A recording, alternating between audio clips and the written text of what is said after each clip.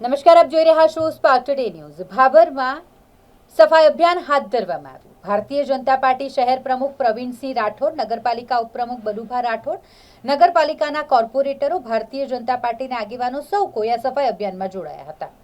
માનનીય પ્રધાનમંત્રી નરેન્દ્ર મોદી સાહેબના સુશાસનના 12 વર્ષ પૂર્ણ થયા અને તેને ધ્યાનમાં રાખી આ સફાઈ અભિયાન કાર્યક્રમનું આયોજન કરવામાં આવ્યું હતું, જ્યાં આગેવાનો દરેક વોર્ડ વાઇઝ સફાઈની કામગીરી કરી હતી। જલારામ મંદિર ખાતે દેશના યશસ્વી પ્રધાનમંત્રી નરેન્દ્રભાઈ મોદીના દીર્ઘ આયુષ્ય માટે હવનનું પણ આયોજન કરવામાં આવ્યું, જેમાં ગુજરાતના મંત્રી સ્વરૂપજી ઠાકોર ખાસ ઉપસ્થિત રહ્યા હતા। આપણા દેશના યશસ્વી વડાપ્રધાન શ્રી નરેન્દ્રભાઈ મોદી સાહેબ વિશ્વાસ, વિકાસ અને જનકલ્યાણના આજે 12 વર્ષ પૂરા થઈ રહ્યા છે। નરેન્દ્રભાઈ મોદી સરકારના ભારતની અંદર ભારત દેશની સૌથી વધારે સેવા કરવાનો, સૌથી લાંબો સમય વડાપ્રધાન તરીકે સેવા આપવાનો આજે રેકોર્ડ સર્જાઈ રહ્યો છે।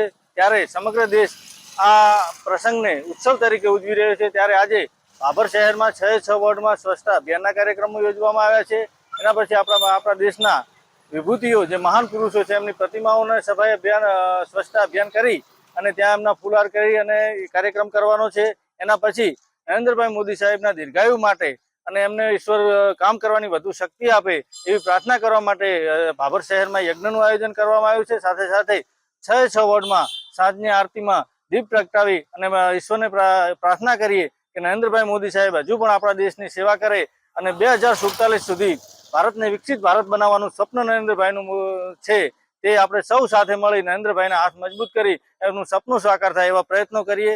અસ્તુ ભારત માતા કી જય। પ્રધાનમંત્રી શ્રી નરેન્દ્રભાઈ મોદી સાહેબના 12 વર્ષના સુશાસન અંતર્ગત તેમને ભગવાન પૂર્ણ શક્તિ આપે, તેમનો જે વિશ્વ પ્રત્યેનો વસુદેવ કુટુંબકમનો ભાવ છે તે દ્રઢ કરવા માટે તેઓશ્રીના સતત દેશ માટે પૂર્ણ સમર્પિત ભાવના જે પ્રયાસો છે અને તેમના જે 12 વર્ષ સુશાસનના પૂરા થયા તે અંતર્ગત આજે ભાભર શહેર દ્વારા વોર્ડ નંબર 2માં સફાઈ અભિયાનનો સુંદર કાર્યક્રમનું આયોજન કરવામાં આવ્યું છે।